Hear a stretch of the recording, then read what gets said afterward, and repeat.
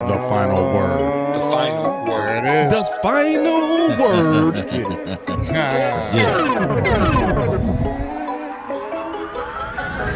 Final word. Go. Let's get it.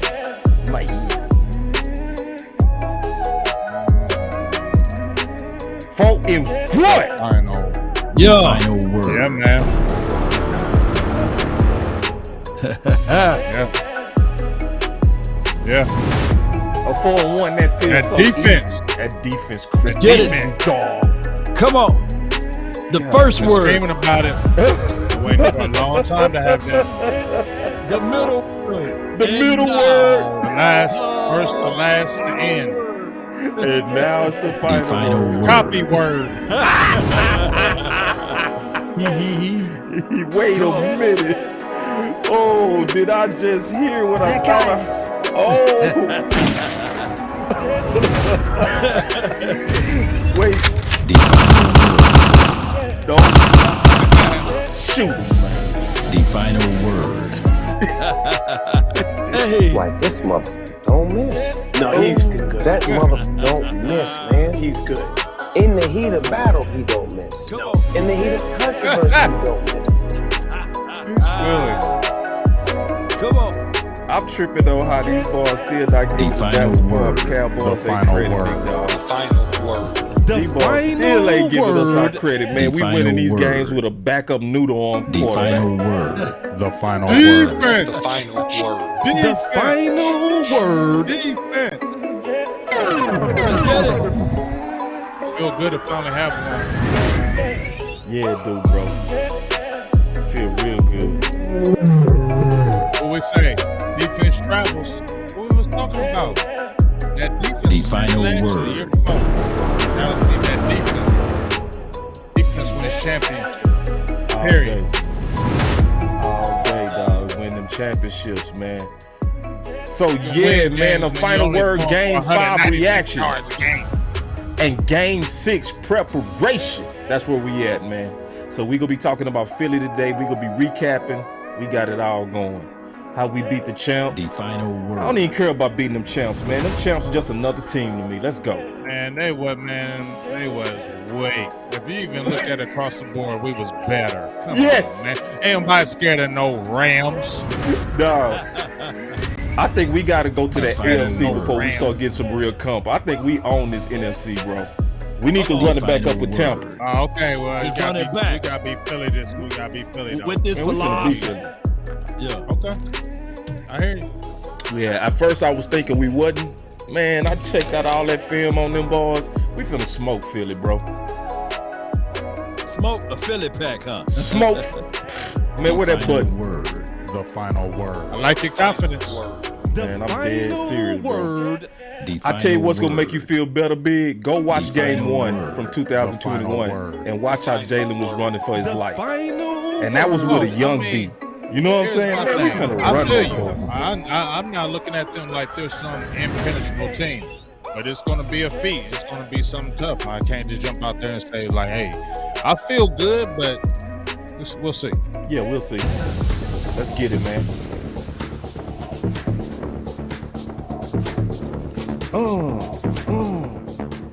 Let's go.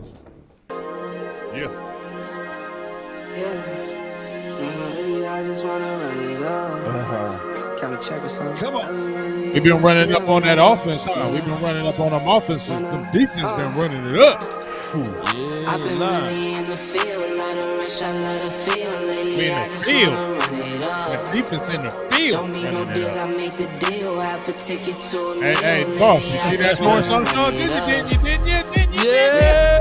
What? Hold See on. that What? doing something to your Wait, boss? what, Didn't you man? see that Hold on, doing bro. something? You seen them, you seen them, you seen them. Man, we gonna I start told the you show it was off running with up. that BS, man. We starting the show off with that. Big Game James, All the right, instigator now. Yeah, go charge you, baby, throw it, baby. I don't even know why you talking to me like that, dog. And you just gotta charge that one. Charge it to the Charge it game. to the game. Man, I ain't gotta charge nothing. You got him charged. Come on. Man, how you boys gonna fight me out the gate? And we finna fight out the gate. On the hill. I think you was one of your video, wasn't it? Man, bro. Man, I'm finna stand all the way on my dime, bro. Ain't no shame. Stop the count. Ain't no shame, dog. You must be out your goddamn mind. Let's get it, bro. Y'all boys want to start this off on some punching. Well, let's go then. Because we talking about Armstrong. I ain't eating no crow. Why would I? I mean, you said I ain't saying that, man. Doing Armstrong, I need to see more. No, I didn't say that. What else? Okay, hold on. Let's be clear. What did I actually say? Let's start with that. You said I ain't believing it. You said I still ain't believing it about him yet. That's no, I didn't say that. What did I say? I thought you did. I thought you did say you need to see a little bit more now. He said you need to see more. Look, man. This is what I said. Ate all of that crow on Dorrance Armstrong. Get a piece of it. Y'all want me to eat crow on stuff I ain't even say, bro. Why would I eat crow? All right, so listen. Let's talk about it, and I'm willing to bet. Can we bet some money on what I said? No, I ain't doing the bet. Oh, okay. Ain't nobody want to bet no money on what I said. Okay, so let's. All right, so rewind the tape. Man. Okay, we can rewind the tape. Rewind the tape. And I will go get it. I ain't gonna do it right now, but I will go get it. I would have to cut it up. I ain't got time to cut all that tape and find the evidence. But I want to bet. You gotta see more. Go ahead. No, this is what I said. Can I say what I said, bro? Because I can tell you how the whole thing unfolded with Armstrong. For everybody that's coming in trying to figure out why we fighting already. These boys want me to eat crow on stuff I did not say, and I'm not doing it. So first of all, let's talk about what I said. The OC came in and he was making the case for Dorrance Armstrong play.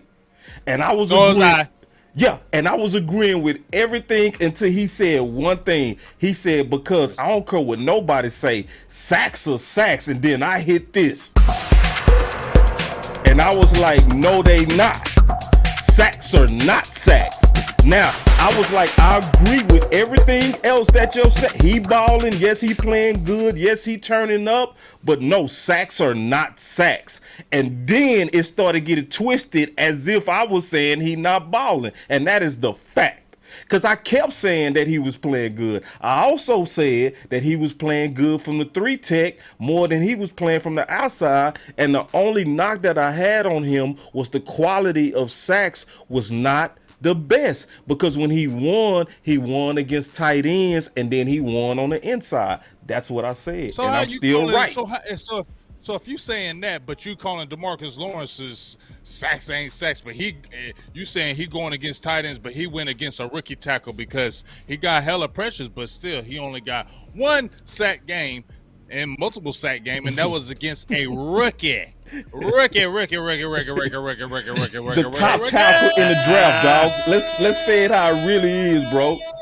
Look, I see. Oh, see, ain't nobody bet me on what I said though. See, listen. Dog said all sacks are not equal. Exactly. That's what I said. Why would I eat crow? And that's a fact. Okay, let me ask both of you a question. I'm gonna start with you, Law. They're going to get them receipts. I'm going to win that 50 though, boss. No, you're not. You're gonna lose. Yes, I am. I'm gonna win that 50 on them 12 sacks. Yes, I am. With Tank. Yes, I am. Bet you don't. All right. So let me ask you a question real quick. I'm gonna ask you a question. So I'm gonna start with you, Law. All right. You know I gotta put my boy on the hot seat. So let me ask you a question. Is Armstrong sacks, 6 sacks from last year, equal to Randy Gregory's? Is Armstrong production level? Is that what you're saying? Like his 6 sacks last season, what Randy Gregory got is equivalent to what Dorrance Armstrong is doing now? No, I'm saying last year, the quality of sacks, both of them got 6 sacks. Who had the better quality? That's you're talking about last year? The quality of sacks was all Randy Gregory. He had the interception. He had a hell of a year. Yeah, I'm saying quality of sacks. I'm saying one thing: the quality. Put it like this. Look, call me crazy and call me out of my mind. Mm-hmm. But up until this year, we 5 games in? Mm-hmm. Dorrance Armstrong production up until this year, up until 5 games this year, is more than what Randy Gregory did all of last year. So are you saying this? I want to be clear on this. Are you saying for the same dollars, if you could pay the same dollars for both, if you could pay the same dollars for both, you say I got off law. I know what you're gonna do. Wait a minute. I know what you're gonna What do. are you trying? What are you trying to do? What are you trying to say? Listen, because I already knew I was finna get you, Law. That was too easy, so I had to turn it to. Doors Law. Let me I'ma get you, Law. Let me say easy. this again. Let me say this again. Doors Armstrong level of production now is better than production. Levels of production is more of an impact and better than what Randy Gregory did all of last year. Who the better player? Right now, Gregory. Doris Armstrong right now is a better player. Naturally, Right now, don't do that, boss. Boss, don't do that, because you can do that with some other players, and then you won't jump on that comparison. So don't really go there. But I totally agree with what you're saying. Randy Gregory is the overall natural better player in my opinion. Easily. But if look at the production, he's more athletic. Law. And go ahead. He's better. more athletic. He's more athletic, naturally better. But if we're talking about the production, because we've been waiting, Law. Remember when we was at Cowboys camp and we've been waiting for Dorrance Armstrong? Remember we was at camp and we was like, we believe Dorrance Armstrong Jr. can take that leap. And he didn't take it in 2019. Remember? We talked about in 20, he didn't take that leap. But he's not naturally the better player. But if we're talking about the production of what he's bringing, what Law is saying, yes, it's better than Randy Gregory, because he's got special teams in there. He's blocked punts. He's blocked kicks. There you go. He did it last year, and he's doing it again this year. So when you take the whole facet of what he's doing, yes, he's doing better than what Randy Gregory has done. Yeah. Now that I can agree with. I can agree with that. What he doing on special teams is special. Let me raise you on one. Okay. Who is a better linebacker, Luke Kuechly or Sean Lee? Luke. Be careful. Ooh. Be careful what you say. For what? Look. Be careful. Who's better, bro? That is why. And why is he better? If for a lot of reasons. If we take injuries off, Luke Kuechly was still better. Sure. Oh, I don't know about that. Without injury, who the hell y'all been watching? I don't know about that. Bro, are you out your mind? Do you remember what Luke Kuechly did to us? You remember what Sean Lee did when he was healthy? The only thing that ever stopped him was health. Man, you boys is smoking that big crack. No. What? Don't try to press that. That's why that button didn't work. Man, wait a minute. No. Wait, we talking about Luke Kuechly. Luke is the only person. Luke is the only person that could diagnose like Sean Lee, but was better. How? On everything. Ball skills, playmaking, leadership, hitting, anticipation, all of it. He had 5 interceptions one year. You remember what he did to Peyton Manning? Yeah, like Sean Lee. Like, now Sean Lee was a dog. But listen, y'all man, bro, what? I thought you didn't drink Kool-Aid, Big. You drinking the... Don't do that. Y'all see, I drink Kool-Aid on Sean Lee. What? I would drink Kool-Aid on Sean Lee. You taking Sean Lee over young Luke? I'm not saying... I'm talking about removing health. That's they neck and neck. They right You can't remove health. Hold up, boss. If you could. Remember. If you could. You remember when Kuechly and Lee were playing at the same time, they were saying they were both the same players, but Sean Lee is injured. That was across the board. Everybody was saying that. Yeah, now I can say Sean Lee had some Luke Kuechly type of games, like when he almost had 19 tackle game against 19 tackle games. Like that was Luke Kuechly-ish. He had multiple 15 type. Yeah, like Sean Lee would deliver some crazy good games. They really almost won a 1B when you talking about anticipation. You know what I mean? Right. Diagnosing, leadership, snuffing out. And getting the ball when they was both young, you really talking about 1A, 1A, 1B, 1B. But I'm going with that's Luke. what we talking about. But the only reason why you give the edge to Luke Kuechly because of health. Yeah, he and you was on the gotta field give a little him bit that. longer. Yeah, So, But that's the health. But the skills was this almost damn near the same. man. So what I'm trying to say, I would say Luke Kool-Aid, Kuechly. I would say dog. Luke Kuechly was a better athlete than Sean Lee. I'll say that. Yeah, I'll say that, boss. yeah, and because he was a better athlete, then you got to go with him too, dog. He was a better athlete. I will say that he was a better athlete than Sean because Lee. both of them was the same in terms of diagnosing. They was the same, bro. Diagnosing, smarts. They was Yeah, in intelligence. that film Yeah, room. bro, I agree. would say he had the ability. He had the you give him the edge over health and athletic ability. so what the reason why I mentioned that Okay, is because the best ability is availability. right. And right now, Randy Gregory is not even available for the Denver Broncos. So Yeah. that's why I said even with less money, Dorrance Armstrong right now, he's just a better player because he's available to play. Yeah. And he's not missing any days off the field. That's what I was trying to get at with And my I can't- analogy. and I ain't But of gonna course, never- they're probably been too far-fetched, Sean Lee versus Luke Kuechly. But No. you guys get what I'm saying, though. Yeah, that's a good point. And this is what I'm never gonna do. I'm never gonna fight you when you right, big dog. Because I ain't trying to debate just to debate. You feel me?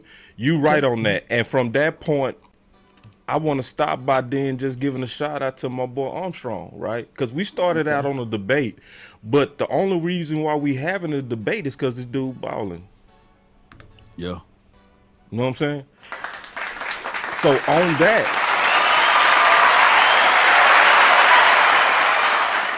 yeah, There you go. Yeah. yeah. So I mean, you know, shout out to Armstrong, bro, and Right. you know, everybody know I've been lobbying for Fowler over him, but he made it harder this week, right? When you responsible for 9 points before Cooper Rush ever touched the ball, bro, Right. bro, I made him my player of the week over Michael Parsons, which is crazy. Hey man, appreciate the super chat, bro. Let me read this super chat real quick. I think it's a crazy one though, man, but my boy gave $19 to say this. So I'm gonna go ahead and read it real quick. My boy Bob Higgs said something crazy. He said Armstrong is better player due to flexibility as well. Okay, yeah, he said durability. I can't fight that. And he isn't an idiot unlike Randy. All right. I agree with the first 2 points except the third point. I'm with you on the first 2 points. I actually agree with you on that. Appreciate the super chat. At first I was finna smash you, but I had to read it. It was actually you actually on point with it. My bad, big dog. Yeah, big. Shout the ball, man. So check this out. I want to throw this at y'all. Then we go talk about them Rams because I know that's what everybody want to talk about. Then we go talk about Everybody Philly. scared of no Rams. No doubt. But check this out. Can we have this conversation? Fowler is a better pass rusher than Dorrance. He is. Yeah, that Fowler got that bend a little bit, He man. is. He got We know it. That's why he was the high draft pick, and that's why. I mean, let's keep it real. We saw the draft, right? We see the player. We're not. We you know, Law, Boss. Y'all played the game. You know, I played it. Y'all played on a high level. So when we see the from afar, you can tell that's why Dante Fowler was a number 3 pick in the draft, and that's why Dorrance Armstrong Jr. dropped to the 4th round. I think because of athletic ability, and plus probably the scheme that Kansas was in that year, because he went from like a 12-sack season his junior year and then dropped down, and they were saying it was more the scheme. But you can just tell the athletic ability, the natural ability from Fowler is better. But when you see the way Dorrance Armstrong Jr., I'll just love the way he's competing. I think that's what I'm giving Dorrance Armstrong Jr. the credit. He's competing. Yeah. Like he didn't rest on his laurels from last year. That's why I'm giving him a lot of props. He didn't rest on what he did last year. He got a contract. He didn't sit there and say, okay, I'm on the team now. I'm doing. No, he came even harder. And I love the way he's just playing, man. He's bringing a certain kind of energy to this defense. And like you said, he's versatile. He can play on the edge. He can play. He can drop in a little bit of coverage. You can play him in special teams. You can play him in multiple positions. And I think that's what you really love about Dorrance Armstrong Jr. right now. He's not just in one place. And I think that's what Dan Quinn loves about him, is that he's so damn flexible. And I mean, he may not have the ability like the Randy Gregory or the Dante Fowler, but he's fitting like it's like a puzzle. And you got every piece has a certain thing that you go into a puzzle. And I think Dan Quinn said that when he came on the team last year. And he is a piece of the puzzle, and he's a great piece right now. Law, check this out. I want to get your thoughts on this comment. He said, "Boss, I would stand on the table and say Fowler should be starting." It really don't matter. Everybody going to get their heat. Everybody going to get their heat. Here's my thing. Dorrance Armstrong has earned it. Remember when we talked about Boss, you said Fowler needs to get more snaps, and he has. If you looked at his trajectory and if you looked at his snaps has come up each game. It was steady in that Rams game. But the thing is, some people can say, Tony Pollard should be starting. He ran for 100 yards. He ran for 86. He did that. But you still see Ezekiel Elliott is still the cog, and you see if you continue to mesh Tony Pollard in it, it's going to be a great thing. So I think keep it the way it is, because the way Fowler is coming in, it's a great thing. You started on Dorrance Armstrong Jr., let it get his tick, and the next thing you know, the guys get a little tired, then you bring in a Dante Fowler, and then he's wearing that defense down. So I like how they're doing. I like how Dan Quinn is mixing and matching. He looks at matchups. I think he goes with hot hands too. If you're a hot hand and you're blowing up that line of scrimmage, you're going to get some more tick, and you might have to sit down for a few plays. I'm going to let this guy's doing it because he's hot. And I think Dan Quinn gets the temperature of how that defense is rolling and how he goes with the substitution. And I like how he's doing. Let me fight you back just a little bit though. All right. Okay. Because and this is the thing on this impactful thing. I think Fowler, for the reps that he get, is the most impactful. You know what I'm saying? He is the most impactful. I think Armstrong, from especially the last 3 games, is more impactful on the inside. So I want to kind of go back and forth with you on that. Even over the hot hand, and I feel you on the hot hand. If I'm looking at the hot hand from this week, that would be Armstrong. If I'm looking at the past games, all of them, to me, Fowler should be starting to get in the conversation to be our starter. That's just me in terms of him being a natural pass rusher. Natural and disruptor, period. And my boy Anthony Terrell say, show my boy Sam Williams some love. Sam Williams need to pick it up a little bit. He's been doing. But you know what? Sam Williams, he's not doing good in the pass rushing, but here's the thing. And this is why I'm going to say, you know, with Law and Boss, when we watched him in college, right? This is what I said. He got a lot of those sacks, and you did the tape on him too, Law. He got a lot of those sacks, but they weren't like quality sacks. He got easy sacks. He was going against guys where he got some easy sacks. So I think his sack numbers were kind of bloated because he didn't have a lot of pass rush moves. But a lot of time, what we did say, though, he could be good in the run game because of that size, right? He's a big boy. And when you watch him, he's got to get better at rushing the passer, but he's starting to anchor that edge, right? He's fighting those guys on the edge, those tackles. He's handling them boys like he's holding his point of attack, and he's getting up in there. So he growing. A lot of pass rush moves, but he's getting up in there. He's growing, y'all. Yeah. He's growing. He's growing. I like his growth.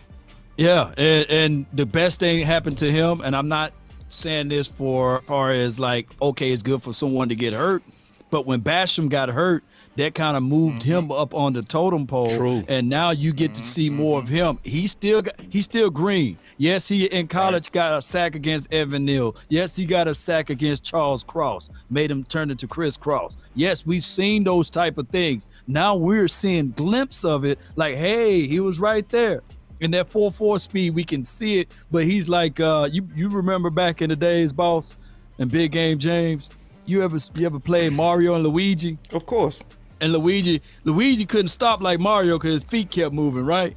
That's kind of like what Sam Williams, if I can use an analogy. You know, it's hard for him to stop because he just keep moving. But once he get that under his belt, man, we got us a specialized weapon out of him. Yeah, man, I'm excited for what we're seeing in the year one, Sam. And the debates, I like what they talking about. These chats talking about the defensive end. It's interesting. Somebody said Randy and Fowler, same guy. Not a lot of sacks, but a lot of pressures. I think he right. Oh, I thought think you he talking about right. like off field. Yeah. No. Play. On field. Yeah. Okay. I put it like this. We got lucky with Randy Gregory not getting signed. I know the Joneses try to spin it like they did that on purpose. They didn't, but I'm glad they didn't. In hindsight, because give me Sam Williams, give me obviously Dorrance Armstrong, and give me Fowler over just Randy Gregory all day. Yep. All day. I would agree with that. Day. I got one more comment before we go to the next thing real quick on this defensive end, because I think this is interesting, because I think that competition go heat up, and I'm going to be keeping my eye on that as the season progresses. But check this one out. This is a good counterpoint to me. I want to kind of get y'all thoughts on this. He say Fowler is better for the second unit. He gives them juice when Micah, Parsons, and Lawrence want to catch a breather. That's where I'm coming from. I mean, that's why I like him coming off the bench. It's kind of like this, boss. When you're playing the game of basketball, right? Everybody wants to start, but you know what? Some guys are 6 men. Some guys got the starter minutes, even though they're 6 men. They play almost like a starter, and that's what I look at. Dante Fowler Jr. He's like your 6th man on the defense. He gets to go against a second unit, or he gets to go against some guys when they're tired, and I feel like he gives that juice. And I don't disagree with you, boss, that he could be the starter, because you got the DeMarcus Lawrence, you got Michael Parsons. He could be a devastating starter. But I kind of like it how they're doing it with Dorrance Armstrong Jr. I just feel like he's earned those reps. You know, he's put in the work. He's got 4 sacks already, a block punt, block field. I mean, he's all around there. So I feel like he's earned that right to kind of start. And you're not falling off when you can bring a Fowler in there out of nowhere. You go what I'm saying? I love how out of nowhere you can bring a Fowler, because guess what? When they want to rest DeMarcus Lawrence and they want to rest some other guys, they'll put Fowler on one side and they'll put Dorrance Armstrong Jr. on the other side. And it's been pretty effective too. Right. Go ahead, Law. No, it's been very effective, and I think that the more we give these rotations, most team fits. Most sacks happen in the National Football League in the late third and the fourth quarter, and that's when we see our defense turn up even more. That's when we see even Parsons, even with a growing, get out there and say, okay, I'm going to make things happen. So, yeah, man, I agree with what Big Game James said. So check this out. I want to kind of flip to this, and you talked about this last week, Big. So I want to kind of tackle this over again from this super chat. Action said Jordan Lewis should be splitting Tick with Bland. Let me start off, bro, because that's hard. Hey, before you say that, let me just give this shout out to a super chat too. It's on the same subject line. PJ, go. And then you can tie it in. PJ says, can we please get rid of LVE and Jordan Lewis? Please get them out of there. And you can go in with your Let's go. So we'll time is on your side.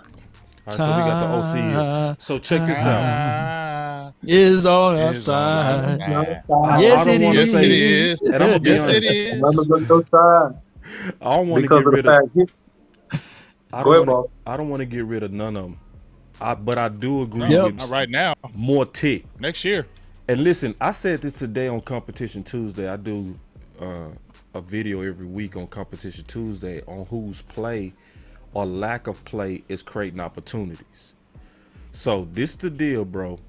And y'all know how I cut for Jordan Lewis.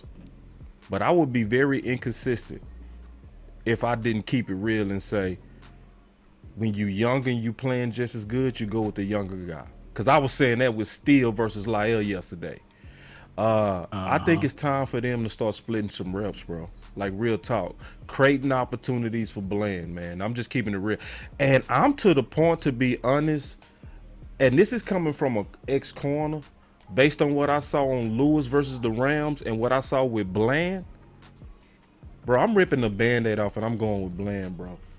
Just keeping it real right now. you know, boss, by playing that position, that's one position you don't want to rotate in and out. You got to get a vibe, a feel of the game.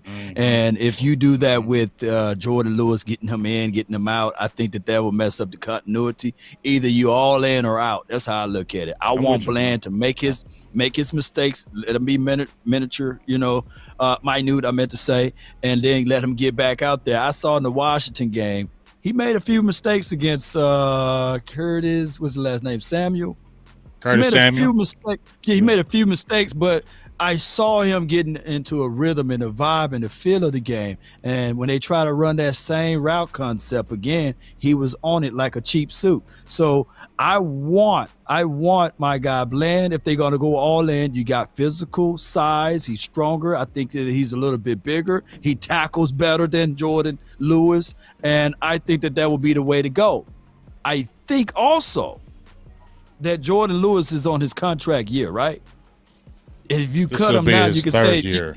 Yeah, you can cut him now and save about $5 to $6 million. I don't think the Cowboys will be willing to do that, but they're going to at least. What about a trade want to see him play? Okay. See, y'all playing around, man. Y'all playing around. And I'm going to just go ahead and tell y'all the truth about this situation. When you deal with Bland, what you see here is a young man with the makings of a really, really, really good cornerback. All right? A really good cornerback. And if you let this man play, he is going to end up being Terrence Steelish. Terrence Steelish, meaning a steal. He's I'm telling you what I see. This man is going to end up playing close to a first-round level if you let this man play. He has size, speed, athleticism, instinct. He's had a great camp. If you let him go ahead and cook, and you let him cook in games, this man is going to be okay. Furthermore, I'm going to go ahead and say this. No shade on LVE at all, right? LVE has had some good moments this season, okay? But I'm telling you right now, man. I'm telling y'all right now, man. What in the world are we smoking?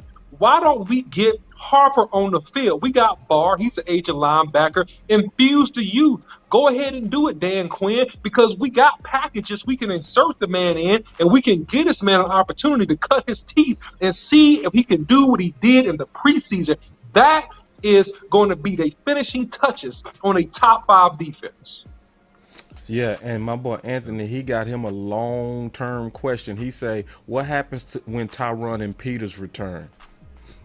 Easy. I'm gonna tell you, easy. You let Peters stay his butt on the bench until he lose another 20 pounds because he came back too fast and he wasn't ready, man. That's what gets you hurt when you extend your body and you ain't physically in condition and you ain't ready. So you don't rush him. We got guards that can play. We're not worried about that. That's fine. Now, what happens when you bring Tyron Smith back? Here's the situation, and this is a situation, all right, which is a situation that could get out of control. If you still have the emergence of a Tyler Smith, what you do is you make a decision. You say, listen, we go do this. This is what they should do. They should let Tyron Smith actually go ahead and explore options. But they're not gonna do that. But this is what they gonna do. They ain't gonna do that, Law. So I know y'all know about you, Law. I already know about you, Law. But look, they ain't gonna do that. They gonna go ahead and probably slide Tyler Smith aside, and they're gonna let Tyron Smith play it out. And out of honor and respect for his great career, they should. I think it's the right thing to do. No. Listen. I think it's the right thing. Listen, boss. Hold on, let me finish. Don't you get Don't let him finish. I don't want to hear that. I want to hear nothing. Listen. Let me finish. Get him out of here. Throw him out of the club.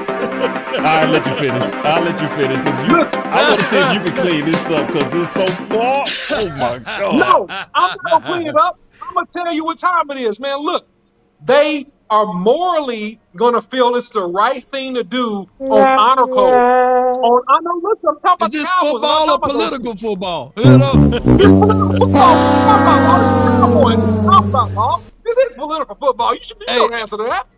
Hey, one thing I can tell you, man, every time Tyron, it takes at least one game for Tyron Smith to get ready. I seen him when he came back. Go back and watch the Raiders tape last year. He was coming back from that injury. He came back. He was sitting there trying to block air. And we had a horrible game until like the late fourth quarter till our offensive line got right, and they were playing musical chairs in that game. Do you guys remember? Terrence Steele, Lyell Collins on that right side. The offensive line was a shamble.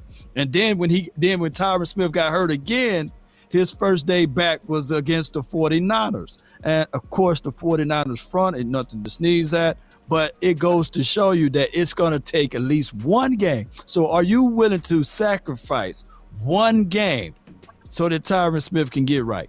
No. No, I'm not. And I'm saying that they should let that man explore his options via trade or moving on. But they ain't going to do that because it's the Cowboys. They go Romo him. They want him to come back. And listen, I respect the man. Listen, wait a minute. I respect the man. And I think that he's a great player, Hall of Famer. So based on what they feel is morally right, they're going to give him every opportunity to play it out until almost he decides that he's going to move on. That's what they're going to do. But what they should do is ride with that youth and let's try to ride this thing to the Super Bowl. That's what they should do. Man, that's what they should do. And they should be open to trade him, bro. They should be open to do what they got to do. Football is a hard, dirty business, dog. Yo. You know what I'm saying? Like it wasn't easy for me to be honest and say, because I like Lewis, and I feel like he got treated unfairly for most of his career in Dallas. I felt like he beat out Anthony Brown for years, but hold on, I want to take a point real quick. First of all, also somebody said, I want to talk about this. Somebody said we wild for questioning Dan Quinn. Listen, bro. Question everything. Ain't nobody above question, bro. And see, I was saying this. Remember, I was saying it was crazy that Dan Quinn was putting Neville Gallimore at the wide 9. So you think that's smart? You think that's smart? No. Yeah, I want to know. Do you think it's smart to put Neville Gallimore at defensive end? No. Do you think it's smart to put LVE at the 0? No. Come on, bro. So nah, bro. Everybody get questioned. Everybody. Ain't nobody above question, bro. Period. If I'm seeing something that look crazy, I'm gonna question it. I'm not gonna just sit back and be like, hey, that's Dan Quinn. I ain't gonna never say nothing. I'm not gonna question him. I'm gonna question the hell out of him. And then we end up being right. Because we were saying on the final word that they need to keep Tank at defensive end. And the week after that, they did. And Tank turned up. And we ain't never have to talk about it again. So yes, question everything. Hey, before we venture off too far into that, I just got to ask y'all a question. Sure. Very comparable to Tyron Smith is Trent Williams, right? I think he's walking Hall of Famer, right, for the 49ers. And he was originally drafted to the Washington team, and he played his best years. Now, almost if you look at his resume, is with the Niners now. What did the 49ers have to give up to get him? I don't remember. I know the Washington would do anything to have him back, right? And my boy Nate asked the question. He said, "How was y'all excited about getting Petersburg with trade T. Smith, bro? Football is hard, bro. It's a hard business. When these guys start getting older, let me just give y'all some history, dog. I'm gonna keep it real. San Fran is the people that started this model, and they've been keeping it for years. And this is what San Fran was doing in the 80s. They would know when you had 4 years left, and they would trade you right when you had 4 years left. Why you had some value to get a trade. They didn't care who you was. Montana, Lott. They didn't care, dog. Jerry Rice, bro. Football, bro. You can't fall in love with players. This is a hard business. And when these guys start aging, you can't be like. And see, y'all basically sounding like little Jerry Joneses. We he got the answer though. He got the answer over here. Dallas Cowboy 92. He said they gave a first and a third. So would you take a first and a third to get rid of Tyron Smith? Right now, yes. I ain't gonna say nothing. I'm just gonna be quiet over here. Man, political No, law. first- Man, keep it first, real. third, You and ain't got to fifth. keep it real. I will. I keep it real. It said first, Yes. third, and a fifth. Yeah. Man, why the hell you wouldn't? Listen. Yes. Why wouldn't you? Go ahead, OC. Man, come on. Okay, wait a second. Because Trent Williams is a guy, man, that is on the same level, if not better, in some respects of his game than a Tyron Smith, man. Very, very durable, still a relatively young guy, hasn't had as many injuries. He's had some, but not as many injuries as a Tyron Smith, man. Can do every freaking thing on the field and is very dominant when he's moderately healthy, man. And so, absolutely, man. And look, they doubled down. Didn't they pay Trent Williams $100 and some odd million and then extended him for like 5 years at the 49ers? So they believe in his talent. Listen, and I'm not throwing no shade, but I'm saying we know that the Cowboys would extend Tyron Smith at this point for $100 something million 5 years. We know that. Don't we? No, we ain't gonna do So that. let's just be honest about the situation, man. It's no shade to call a spade and to call it how you see it. I love his game and respect his game so much, man, and respect him as a person, right? But on the business side of things, man, on the injury history, the last 5 years, the tearing of the hamstring, you tore your hamstring off, man? Like you tore your hamstring off? Yeah, like you know what I'm saying? You tore it off? I mean, like, come on, man. That's kind of difficult to come back from, man. In a position where your lower body is everything. You can have a week. And OC, your replacement is playing good. That's the biggest thing. He's a first-round draft pick, and he's cheaper. Yeah, your replacement is playing good. We got the replacement for T. Smith in the building. I'm sorry, y'all. As much as I love Romo, when Dak came in cheaper and was playing just as good, bye.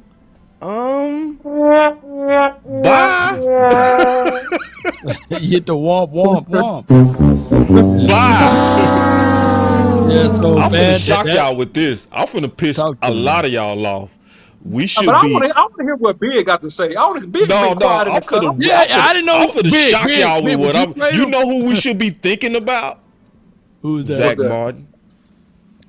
What's up? 100%. On the trade. The OC On the said trade. I mean, it. We should now, be. first, Now I already know now, how listen, Cowboy fans listen. are. He one of those they go treat like Witten. Oh, don't you dare, boss! Don't you dare! Cause see, Cowboy fans, we are not like New England fans and San Fran fans. Boss.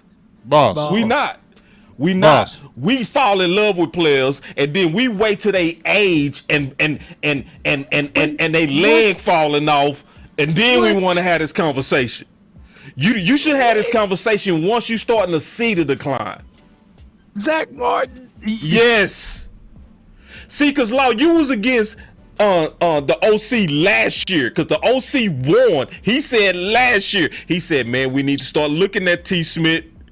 He said that last year, and you did a whole video, and you said it was too soon. I said I do not want his future because he wanted to Terrence Steele to play left tackle. The conversation was always about. Well, go ahead. The conversation was always about drafting somebody to replace him. You know what I'm saying? That was a conversation. It was never that I was an advocate for Terrence Steele to play left tackle because we know his best position. No, I'm not. Is right tackle. I'm sorry. Go ahead, Big. That boy said I'm going for shock value. No, I'm not. Listen, let me tell y'all, I ain't never trying to shock y'all. All you got to go do is go look at the history of teams who've done this successfully. And how much value. You know who does this better than anybody? New England. You know Collins, they got rid of Collins. I'm holding on to Zach Martin, though, man. I'm holding on to him, man. All right. I'll keep holding Go ahead, Big. on. I would put some phone calls out there, and that ain't no shock value. If I can give me a first and a third, man. I'll keep holding on. I'm holding on to Zach, baby. Maybe I'm biased, man. Maybe I'm biased. You are. on Zach Martin. You biased. I'm super biased. Boss Cowboy. This is what The we gonna do. glob. I like Because Hold on, we because I've cutting been off talking big, about bro. this. We keep cutting off big. I'm sorry, big. I'm sorry, Sorry, Go bro. ahead, Big. Sorry. No, big. I'm just so listening. I'm sorry, just dog. We've been cutting listening. you off, big I'm dog. just Big, listening. it's on you, bro. It's Go all ahead. good. I'll It's all keep good. holding on. Lord. Yeah, your ass keep holding on, Law, because I'm gonna just go ahead and say it. Because you remember in 2020, actually it was 2019, when I said get rid of Tyron Smith then. When they was talking about the Jamal Adams, when we was doing our podcast, I Yep. kept on saying and Yep. still and daggone it. Sky was always getting mad at me because I was saying get rid of Tyron Smith. He's downtrending. Get him while he's good. Don't try to get rid of him when he's broken down and Right. hurt, which he is now. Now, what kind of value can you get with him? Not Nothing. a lot, because they're gonna look at him like he always hurts. So we ain't gonna Yep. spend all kind of draft capital for him. You could have did it about 2 or 3 years ago when he still had that good tread, and you would have got some good value from him, and I bet you still would have been okay. But they was just like you said, they're gonna Romo him. OC said they're gonna Romo, and Boss said it too. They're gonna Romo him And say, Whitney "Oh, him. well, we appreciate And Sean everything Lee you did him. from here.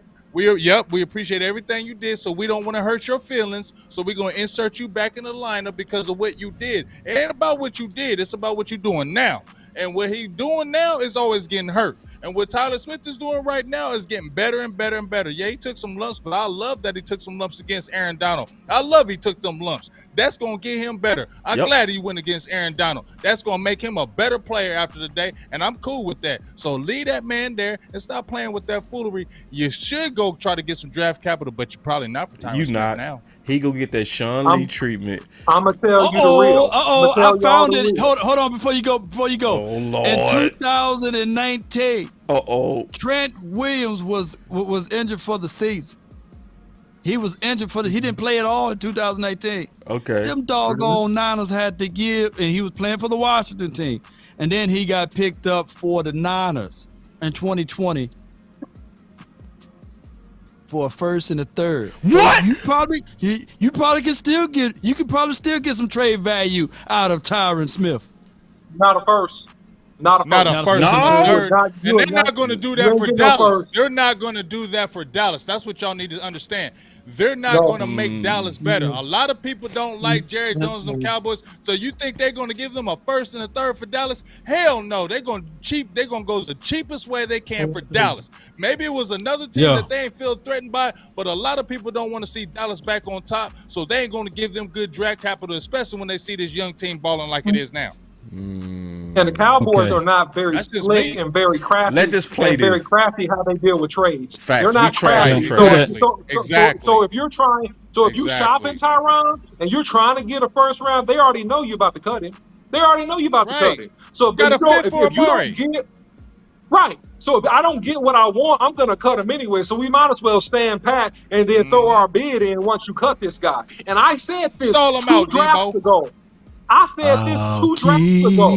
Well, I said 2 drafts ago. Remember this, Boss Cowboy? I said 2 drafts ago. I said, look, man, we might want to draft this guy out of Michigan State. We might want to look at some tackles to look at the left tackle. And I said this almost a year ago. I said Zach Martin is still good, but he's not as elite as he was 2 years ago. He not. And you know what, Boss Cowboy? We go do a tape session, and I'm gonna show 2 years ago, and I'll show this season, and I will show you compare and contrast. He's still a very good player, but I'm telling you, if you want to stockpile draft picks, what the Cowboys like to do, you like to get younger, and you want to go with Stephen Jones's model of keeping the cost down and winning through the draft, you got to explore that. Now, will the Cowboys do a lot? To your point, no, they ain't gonna do it. But I'm telling you, it's something worth talking about. If Zach ain't here, if Zach ain't here, they're gonna keep McGovern though. Man, listen, it's time to have that conversation, dog. You essentially have McGovern right there, right? Right. You got McGovern. Yep. They're gonna keep McGovern at that right guard. That's why I feel like they didn't let go of him when people were trying to trade for him and grab him and scoop him last year, because I feel like they're like, we got a plan, because McGovern, if Martin starts getting older and whatever, McGovern's younger and he's cheaper, and we just slide him on in.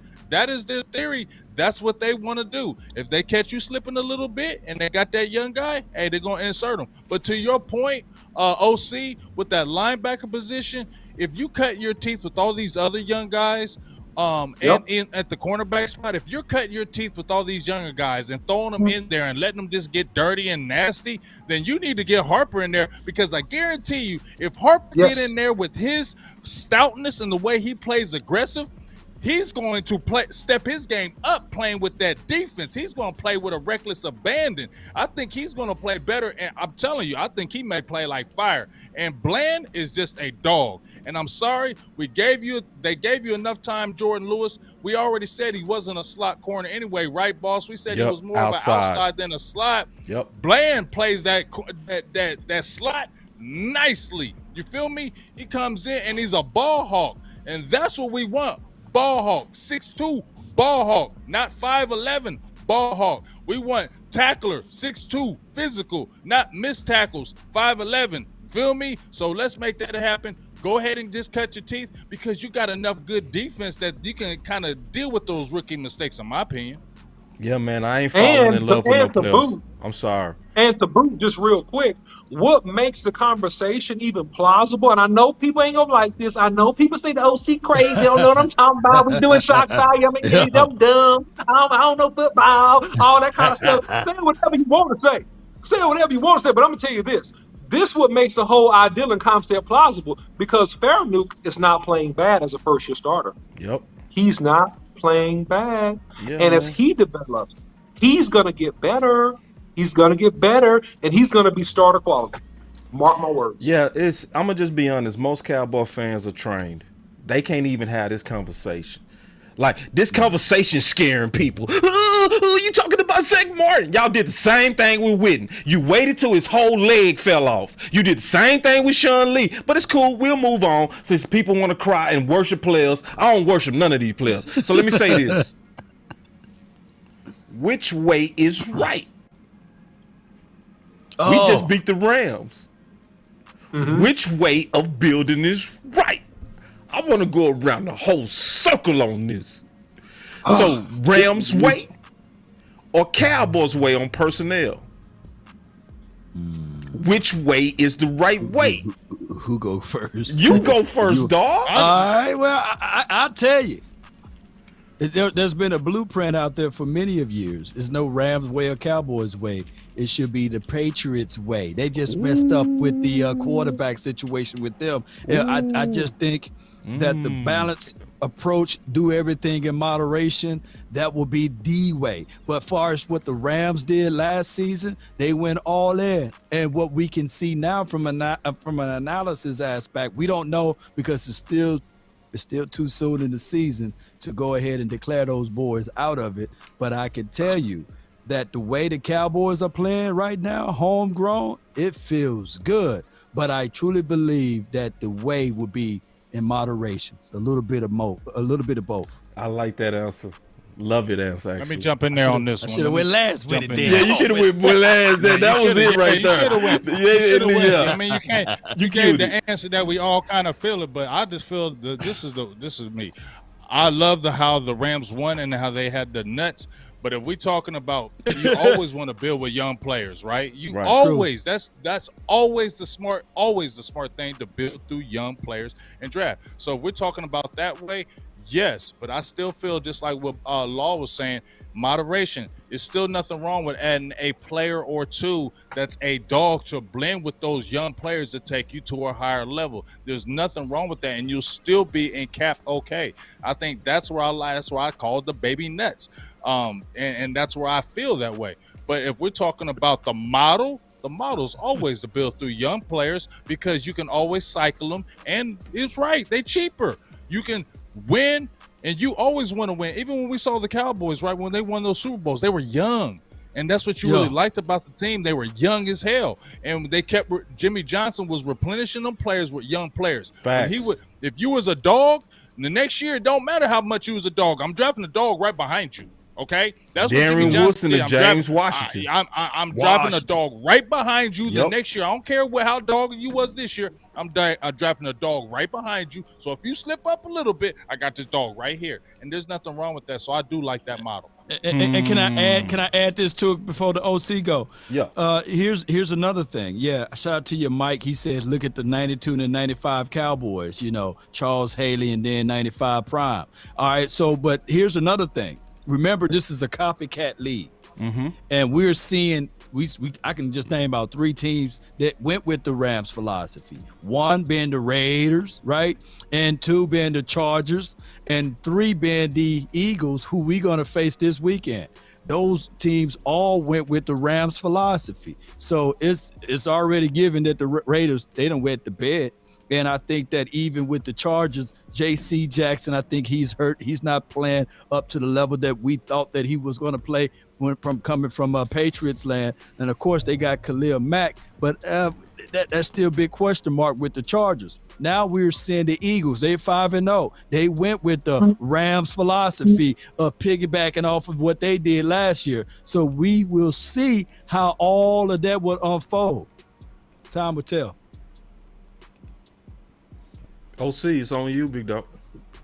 Well, the Rams way or the Cowboys way? Well, guys, we all are mature men here, and I don't mean no disrespect to anybody when I say this, but I mean, do you like foreplay or do you like sex? What do you want to do? I want sex. You want some really good foreplay or you want to have sex? Both. Now, if you want to have sex, then you probably look at the Rams way. You want to win a Super Bowl? You want to have enough talent to where you can go all in and get elite veteran people at a discount that you can afford to try to win that Super Bowl. Rams way. You want to be competitive. You want to look good. You want to have on lingerie. You want to tease people. You want to make it look like you're about to do something, and then you get lose in the playoffs. Well, go the Cowboys way. The Cowboys way is going to have you competitive. The Cowboys way is going to have you winning a good amount of regular season games. It's going to have you looking okay. How your lingerie? How your lingerie on? That's cool, but it ain't never coming off because you ain't going that deep in the playoffs. So, which one do you want? Get the button, boss. You about to let it back. Get the button. Oh, man, bro. Oh, man, I don't mean to fight you, dog. You my homie, too, bro. I don't want to fight you, but Cowboys way. The Cowboys way. The Cowboys way. The Cowboys way only makes sense if you close. If you're missing a few pieces and you need a few high quality draft picks to help you get over the edge, the Cowboys way makes sense. But if it's inverse and you can get veteran guys that have the game experience and that can ball, then man, it's been proven the past several Super Bowls, including the Rams and the Tampa Bay Buccaneers. Their model, they went out and got as many high quality free agents that had great game experience and that were great players to push them over the top. And it paid dividends in Super Bowls. So if we're talking about Super Bowls, then that's the answer. All right, so I'll let you finish. So let me tell you why. Because I gave you 2 shots at this, and you still didn't land nothing. Right. So this is why the Cowboys is the way. It's because, first of all, who had the talent last year over the Rams? The Cowboys had way more talent than the Rams last year. We had so much talent that we lost Amari Cooper, Lyle Collins, and Randy Gregory, and we felt like we fell off when really we didn't. That because we all knew that was a Super Bowl team, and it wasn't talent why we lost last year. It was Kellen Moore play calling. You get another play call in here, we go to the Super Bowl and likely win it. We was number one in the we was number one. Yeah, And of course it's hypothetical. But this is the thing. We had all the metrics that say we supposed to win. We was number one in turnover differential, which is the biggest predictor of wins. We was number one in offense. We had the quarterback. We had 3 receivers. We had so much talent with the Cowboy way that we could just throw Cedric Wilson in there. Our whole line was stacked. Our whole D was stacked. All right, so comparable to Cooper Kupp, who was better than Cooper Kupp last year? Better? On our Cowboys. Better. Cooper Kupp. I would say if we used Amari right, he would have been just as good. Is Higbee, who's better, Higbee or Schultz? Higbee. Yeah, Higbee. All right, so who's better, Odell Beckham or Gallup or CeeDee Lamb? CeeDee Lamb. Robert Woods or CeeDee Lamb or Gallup? Because Gallup. Robert Woods got hurt, Okay, Gallup is better. And I like this. This is a good exercise. I'm loving this Okay, exercise. This okay. is good. I love it. Who's better than Von Miller? Michael Parsons right now. Who's better Von's than Leonard still good. Floyd? No, hold on. Wait. Do we Better have a than problem Floyd. with what I said? Is there a problem? I'm just going down the list. I got several problems. I'm gonna wait. Hold on. I You got a several problem with me problems. saying right now Michael Parsons is better than Von? No, but that was a I'm home saying I know, run. then why I'm you talking about start speaking then? They went and got Von. I'm though. messing They with went and you, got Von. Parsons was homegrown. So That- so we're talking about the people Which they we went and said, got. our way of building, homegrown. I'm still going I with see us. what you're saying. Yeah, oh, our man, way. Shoot. Our way for the long run, but the Rams. The were short loaded. run. Who was better last year, Michael Parsons or Von? Last year, of course, Parsons leveled out, but Von had more. He been around. That broom can get those corners. How did he play in the playoffs? Man. How was The Von in the playoffs? the Rams missing Von Miller right now. All right, let's He keep wasn't going down the done list, though. playoffs. Let's keep going down the He list, wasn't though. done. Leonard Floyd, or Randy? Was it Randy Gregory? Yeah, Leonard Floyd or Randy. Let's go with Tank on that one. Our second best DT. Yeah, okay, Leonard Floyd or Tank? Who's Tank. better? Or who's better? Tank. Who had better production last year? Floyd. Leonard Floyd was double-digit sack. Yeah, I think he had 12 sacks, 62 pressures last season. Who had a We better only pace? had one Once guy he- with. See, because we can't do that because they didn't play all season. Yeah. If we talk about who had a better because pace, DeMarcus Lawrence was hurt. yeah. If we talk about a better pace of As performance always. and who had more turnovers, it was Tank. But let's keep going. Let's keep I'm going going. off the top of my head. I can't name all of them. Leave me Pull up alone. there. Ramsey. jump in. It was Ramsey versus Diggs, huh? Go ahead. Diggs, easily. Let me jump in real quick. Safety, Boss Cowboy. us. Safeties, us. Boss. Tyler You my Rapp. guy. Yeah. Boss, you my guy. Over Tyler Boss. Rapp. Boss. You're my guy. But I'm gonna go ahead and tell you what you just described. You described a beautiful woman.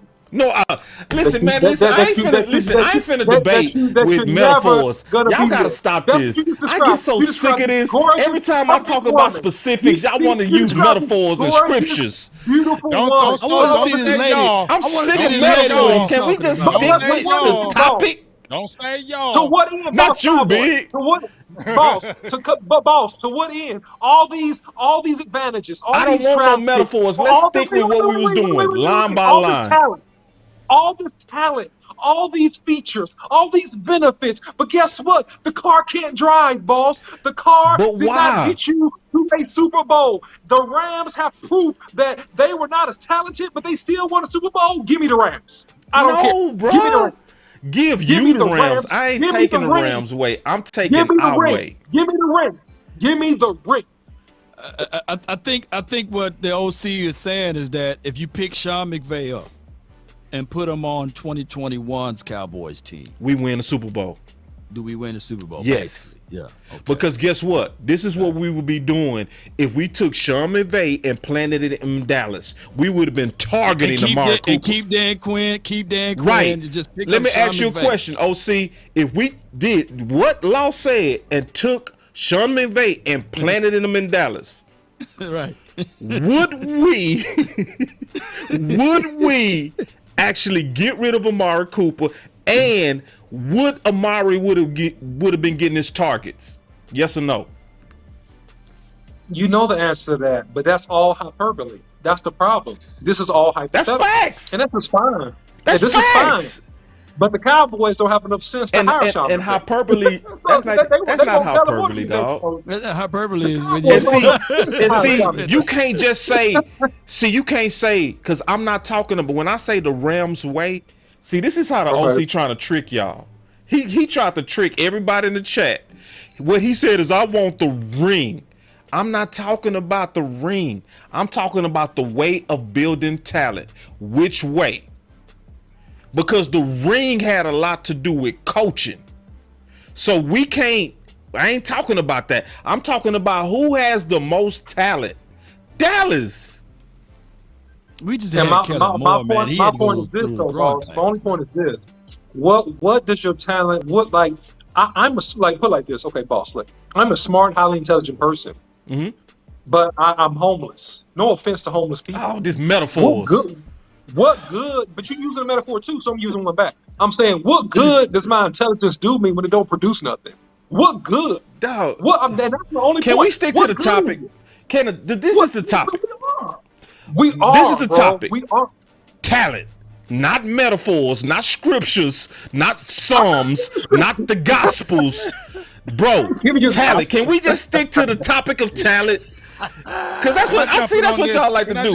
Whenever y'all want to debate, y'all start talking about you got to build a foundation. You got to. It's always metaphors. Anthony Terrell in the chat. Anthony Terrell in the chat says our last Super Bowl was the Rams' way. Anthony Terrell in our chat said that. He just said that. Yeah. Our last Super Bowl was the Rams' way.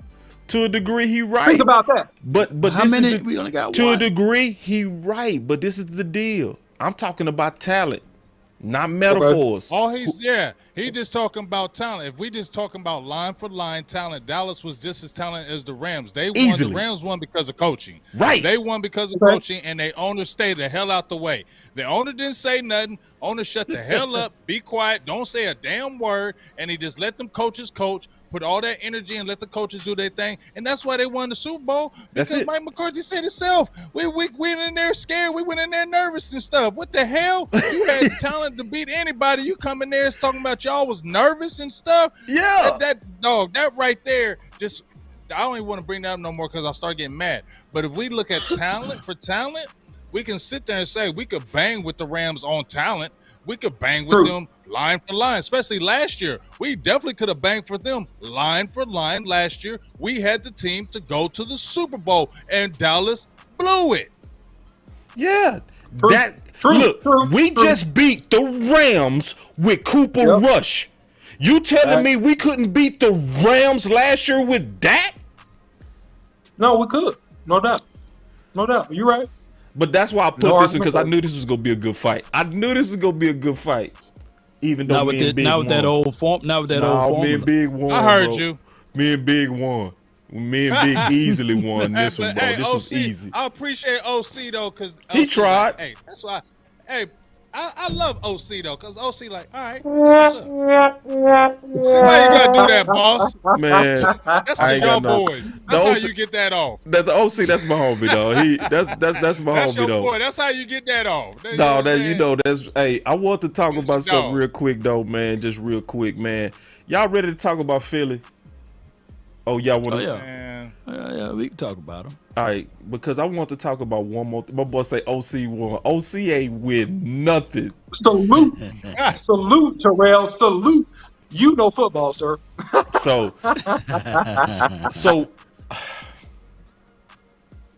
I'm drawing him back in. You see, look at him. Look at him. He having a hard time letting it go. He's going right back in. Yeah, you drawing me back in, bro. You was just finna draw me back in. I ain't finna come back into that mess. All right, listen. Let me take one more topic before we go to listen, because I know we getting ready to talk about these funky green dudes.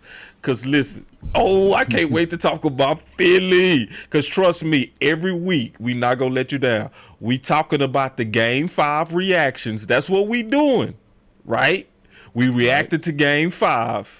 And then we gonna start preparing for Philly. So we not gonna let y'all down. We do the same things every week. We go through. This is what we do every week. We don't change it up. We go first talk about So I know y'all ready to talk about them green dookie boys. Me too.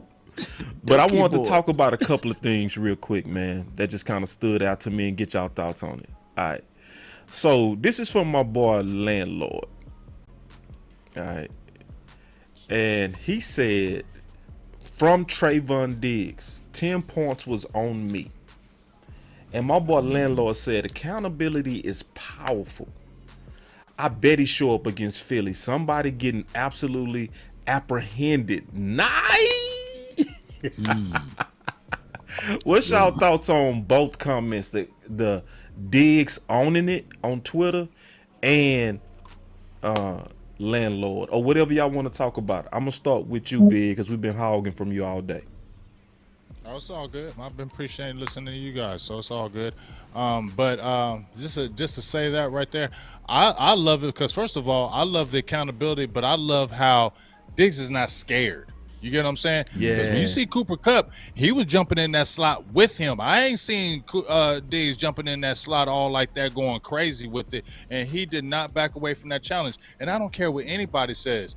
Cooper Kupp doing that to damn near everybody in the league. You understand that? Right. Cooper Kupp doing that to everybody in the league in that slot. He gonna get you with that damn that quick shake. How many corners is staying with him with that? Let's keep it all the way funky. And so let's just say that I love the accountability. And then, like he says, in that next game, I believe that because we already know that Philly, he hears that noise from Philly. You don't hear all that damn noise all this summer. Oh, Trevin Diggs ain't all this. Trevin Diggs ain't all that. You know he's coming there, and he's been having, let's not forget, has Trevin Diggs had some damn good games against the Eagles? Let's ask our question Fantastic at that. games. Has Trevin Diggs had fantastic games against the Eagles? You might as well say he they daddy over there the way he games. be, where he owns the Eagles with Owns Carson Wentz the Eagles. and Carson Wentz and Hurts. Jalen Hurts. He He been sure earning do. both of y'all. So let's go ahead and get hyped on that over there. Them Eagles, they over there running their yip. Yeah, we gonna do this to Diggs, and if they got that on Diggs, wait with AJ Brown. No, watch what Diggs gonna do. Don't say nobody take it to the house against y'all Eagles Again. Again. If he get one at an Eagle land and take it to the house. Man, I'm gonna tell you, I've been nice to y'all Eagles. I've been nice all week. I said I'm gonna chill, but don't let us go into Philly and whoop y'all ass. Man, we finna in trouble.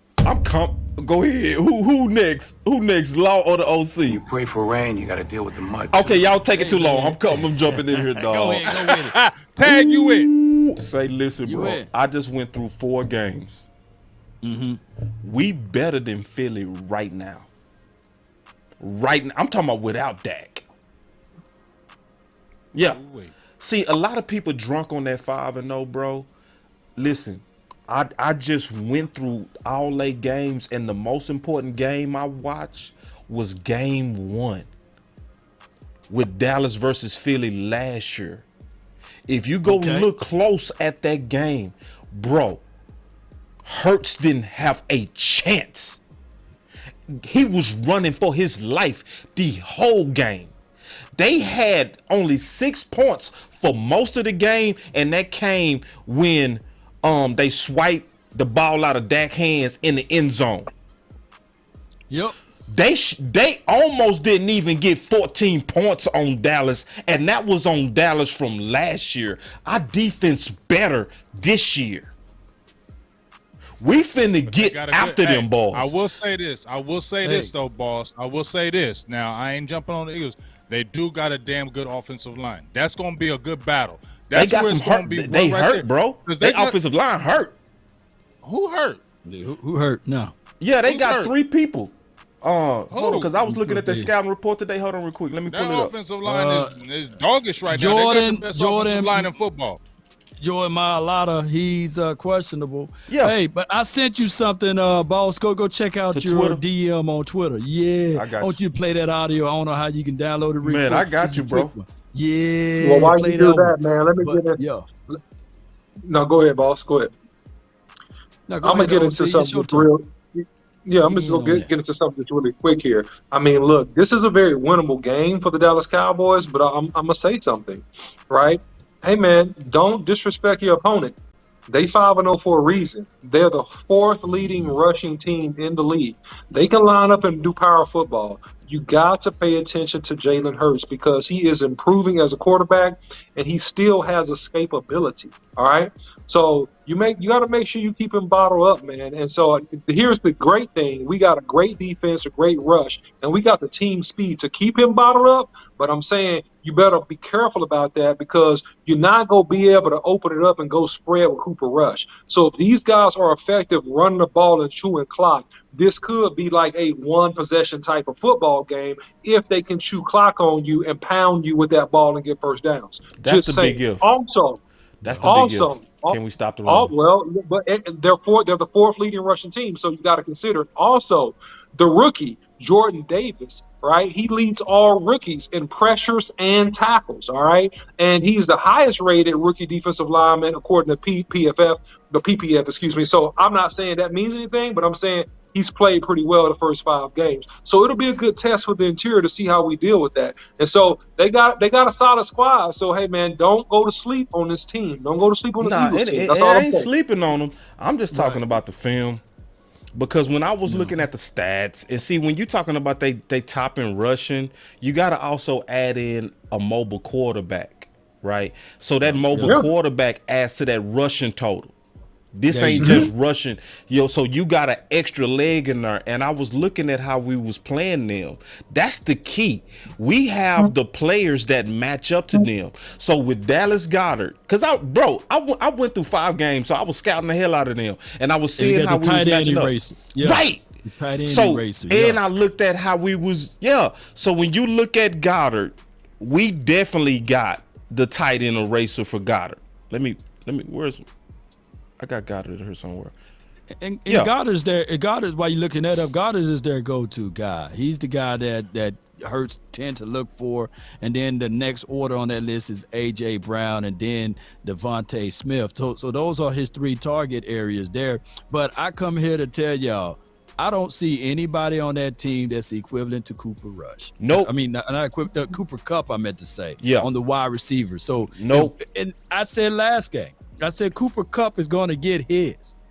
I think that in this game, I think that Dallas Goedert, he will be the only person that's going to get his. I understand what A.J. Brown brings to the table. I understand that Devontae Smith, he's going to throw the 50-50 ball to him. Pray to God or Allah, Yahweh, of him coming down with the ball when he blindly throws it that way. But I think that the Cowboys are going to put a spy on Jalen Hurts, just like you've seen, and then they're going to shut down everything else and demand that team to run that ball. And that's what we did. And Law, you took it right out of me. That's exactly what we did. We put Jalen Smith as a spy on Hurts, and it was hell on him. It was hell on him.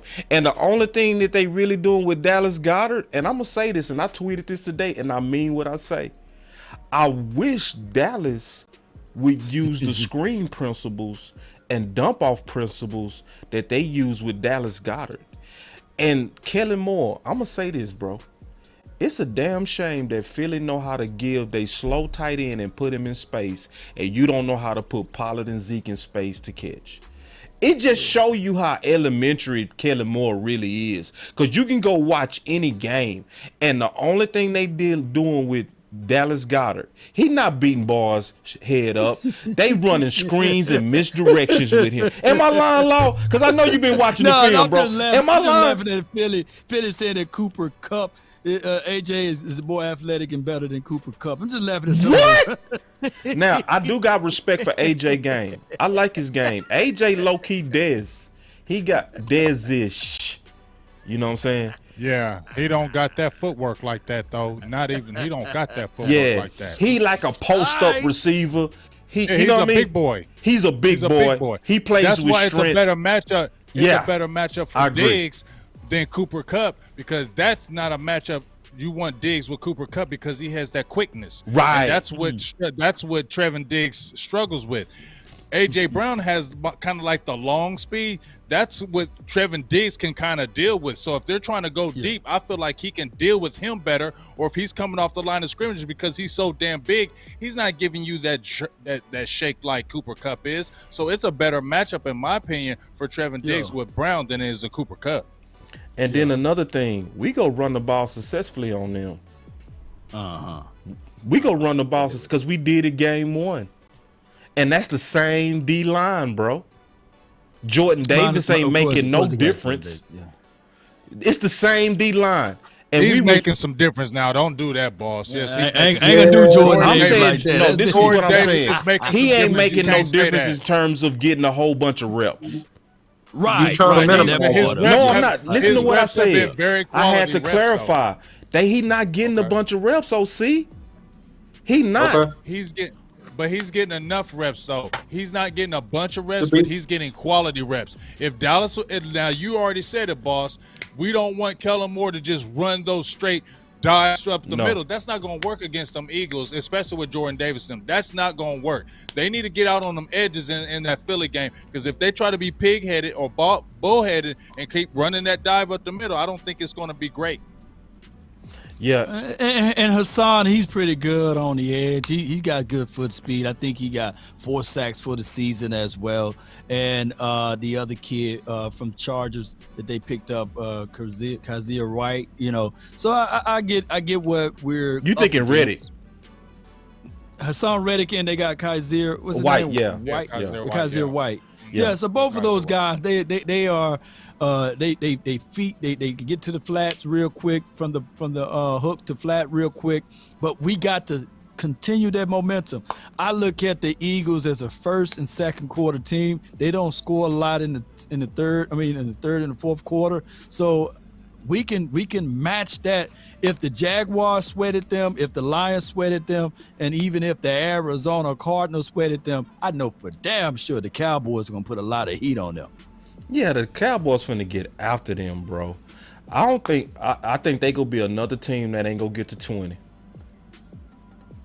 I'm dead serious on that. They ain't finna get to 20. The question is, can we get to 20? That's the question. That's the Because question. Cooper Rush going to have to make plays. That's the go Big ahead, B. six, Go ahead, baby. B. Big Go six, ahead, baby. B. I'm Sweep saying and score. Cooper Rush is going. You know what y'all was saying about Tony Pollard, though? You just said, boss, that you want to see get Tony Pollard in space. You know what I want to see from Tony Pollard? What's that? I want to see his receiver qualities, man. They spread him out wide. They had him in the Giants game, spreading him out wide. He had one-on-one matchups against the Bengals. He had one-on-one matchups against the Giants. I want to see them throw a pass farther than 5 yards with Tony Pollard.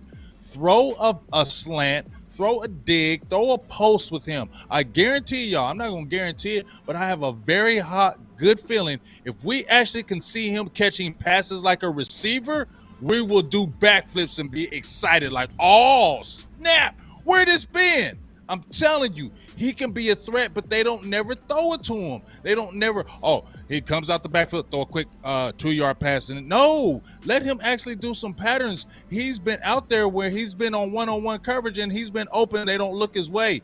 Look his way. If you can get him in that passing game that they was talking about, we're going to add Tony Pollard in the passing game. Then you really gonna have a threat. Then you don't feel like, we gotta keep Ezekiel in here because he's got to run the ball on this series. Now you really got a serious threat, dog. Put him in that passing game. Let him get some real passes, bro. I'm telling y'all. If it happens, you'll see. That's all I'm gonna say. If they do it, you're gonna see. Man, Big, listen, you preaching to the choir. I've been saying this, and if they need help doing this, the only thing they got to do is go back and look at the Giants versus Green Bay and see how they put Saquon Barkley in the passing game, got him one-on-one, and he went ham with a humongous play. That's all they got to do. Put him in a slot even. Doesn't matter. And let him run a hitch. Let him run a stop and go, a drag route, whatever the case may be. Throw him the ball with some slow or third corner or some linebacker got to try to chase him across the field, and he's going to turn up just like Saquon Barkley did, man. I've been saying that for ages, man. I hope they do it, but, man, I hate to say this. It's unlikely. But I hope they do it. Yeah, and I'm very frustrated at Kellen Moore. I'm very frustrated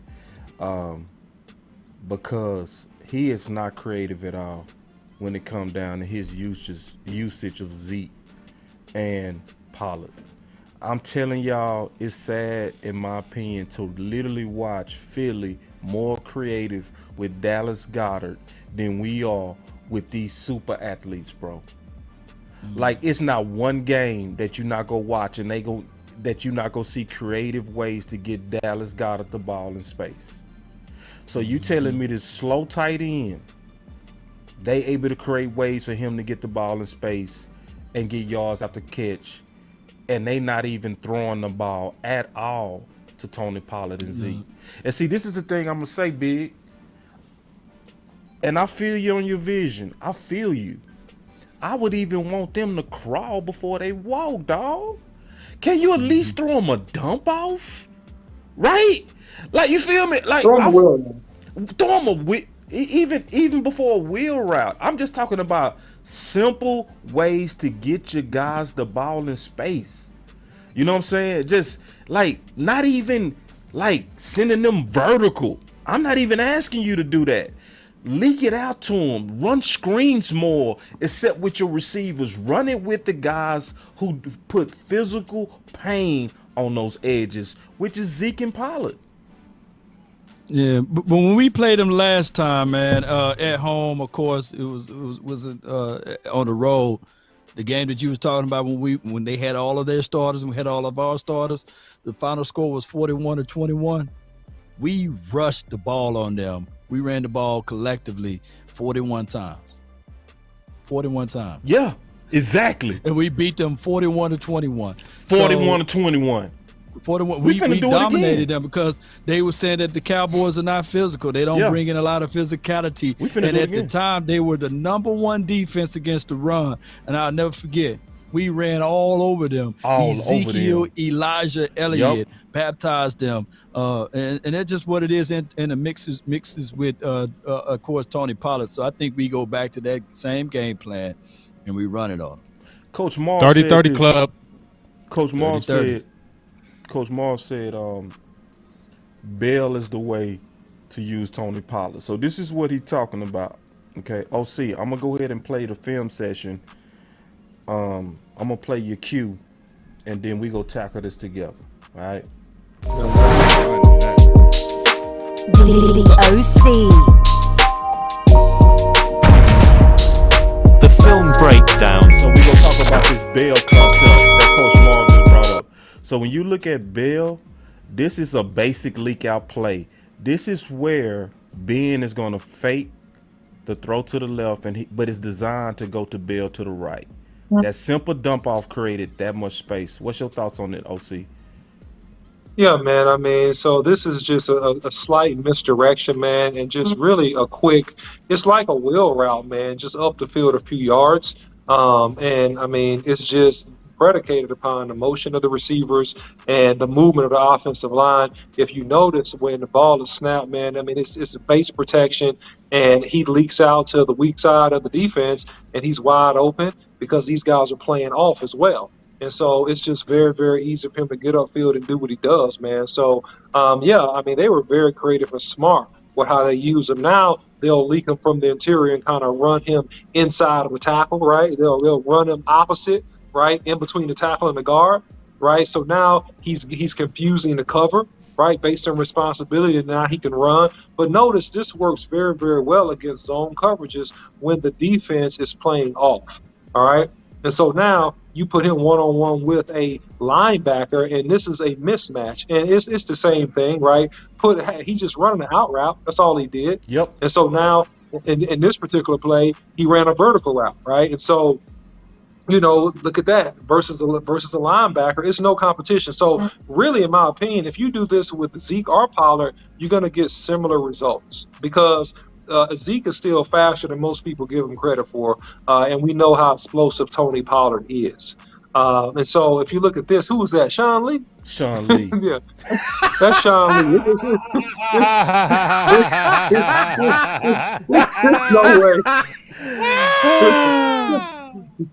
There's no way. It's no way, man. I mean, you got 4-4 versus 4-7. It just ain't gonna work. This thing ain't gonna work. Man. And the problem with this play, real quick, just to get back to the field session, this is what you see a lot of times with Kellen Moore. Shame. Get back to the field session. When we talking about these concepts that Coach Marv is talking about, the problem with dump offs and the way that Kelly used dump offs is when you don't design them right, you give the defense time to rally. Right. Yep. So if you're indecisive or slow in your delivery, it hurts the space and the yak opportunity. So this is an example to where and this is all I'm asking for. Just dump it off right to now, him. Right there. Because now they rally. That ball is late. It's no space to work. So is the key to this type of delivery with Zeke and Pollard is a quick delivery, which allows them to work. So on the next play, OC, you got it. Yeah, no, man. I mean, in the sense of really the West Coast offense, man, remember back in the day with Tom Rathman and Roger Craig, they always worked the back out of the backfield just like this, just like what you see, right? It's a West Coast concept to work the back and give him the ball underneath and let him make people miss just like that, get upfield, get first downs, and create havoc on that defense. And now you got to sit because you got to account for that back versus just worried about double receivers and dropping into zone. So you can't do that. So now you got him in a slot. And this is what I'm talking about in particular right here. And that just was a stop route. That was easy, right? Yes. But imagine if you run that back, and if you can, don't worry about it. But imagine if that was okay. So imagine this being a drag route. Imagine that. Imagine that. Imagine that being a drag route. Right. And you hit him right before he hit that first hash. Right. Now he can do something with it. You know what I'm saying? So that's what I mean, man. You got to kind of be smart and savvy in terms of how you do some of these things. But hopefully, man, eventually one day, one game, we'll get there. Now watch this. So this is a. Oh, go ahead. I just want to ask a question before you play that right quick. All right. Can I ask y'all something? Do y'all think that, like, when we do those little quick screens, just like what OC was saying, and just like what you were saying, boss, don't they look telegraphed? Like, I know that play when they're about to do it. Oh, man. Like, we know. I know, like, as soon as that play is coming, I know who you're gonna throw the ball to. So if I know it back up here, how the hell did these defensive coordinators get paid all this damn money? Don't know what you're about to do. You see what I'm saying? It needs to be more disguised, because it's like when he does the screen game, he makes it so obvious that we're gonna show a screen. It's like the defense rotates to it, says screen coming. It's like they know it's coming. And he still does it disguised. And he still does it on the short side of the field, on the boundary side. He don't even do it on the field side. Yeah, so it's crazy. It's like it's the short side of the field, so you already know they're going to that side. He doesn't even diagnose it, and they always blow that play up. And it's like you don't even call out of the play. It's like the defense just rotated. You know they're about to blow up the play, and they still call it. My boy DMV in the building. DMV, let's do a show on Friday with the Philly dudes. DMV, that's the big homie. What's up, big dog? But yeah, man, DMV. Going back to the film study real quick. And now, hold on, let me go back to what you said, Big. A lot of people. Now, let me go back to the film. Now, let me say what I got to say. A lot of people not honestly putting enough weight on Kellen Moore and his lack of creativity. I'm just being honest, bro. This is not about being a Debbie Downer. I'm just looking around the league and I'm seeing people use their athletes better than we do. All you got to do is go just Google this. How many pass attempts did Zeke and Pollard get together these past 5 games? Kellen Moore is being super one-dimensional, and I'm gonna show y'all this tomorrow. He doing it very flagrant against Stephen Jones, and he doing it against Mike McCarthy, because Mike McCarthy, I'm gonna wait till tomorrow. I ain't gonna show it today. Let me get back to the film. But see, this is the thing I like about this particular. Okay, go ahead. I'm sorry, I'll see. No, you go ahead, brother. You go ahead. See, watch this chip leak, the design. He go chip and leak, which disguises that he getting ready to leak out. He go chip, leak out by design. You see what I'm saying? So it's and he gets lost. Huh? He gets lost in the coverage because now Sean Lee is looking, looking over where really he should keep his eye on Bell, right? So what you see, Sean Lee actually makes an error because if Ben throws him this ball, he's off to the races. If Ben throws the ball right now, if Ben would have threw him the ball right there, he would have been off to the races. Yeah, and then you got Sean Lee in trail position. Yeah. So it's so many different ways to disguise it. Like, if you want to leak them out, you don't have to just leak them out directly. You can disguise it, right, with a chip and then leak them out right there by design, and look at all that space. You don't see Kellen doing nothing like that, bruh, ever. You know what I'm saying? And we talking about Zeke and Pollard in space. What you think they gonna do with that? And it was a perfect design too, because it was all goes. And Kellen loved to run all goes, and he liked to run that all goes and that hitch route or that stop route to the tight end in the slot. So just run him all the way off, chip him out, give it to your back, because really what it is now is a glorified screen pass without you leaking out your offensive line. It's a glorified screen pass. That's all it really is if you're really breaking it down. And then he could sprint up the sideline. So, difference. Yeah.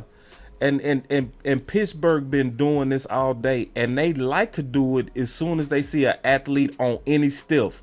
So check this out. Look at this one. Now he made the wrong throw. That was a good play there, boy. Yeah, was it Lee? Yeah, was it Lee on that last play? No, that was Wilcox. Now watch this. Wilcox? Yeah, so okay. Bell is in the slot.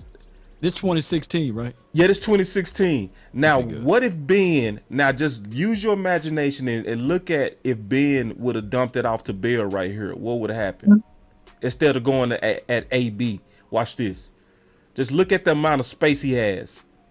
Man, and what if you give Pollard the ball right there? Yep. Ooh, Pollard gone. Not catching him. And this is another example of an athlete on the stiff. And this is what we talking about. Look, oh my God. Look at that space. And this is plays to create space for your running backs. Bro, and listen, and this is just one concept. I can show you 2 and 3 and 4 games to where other concepts could work just as well, like screen concepts. Man, I ain't gonna get into it right now. We'll just take a pause.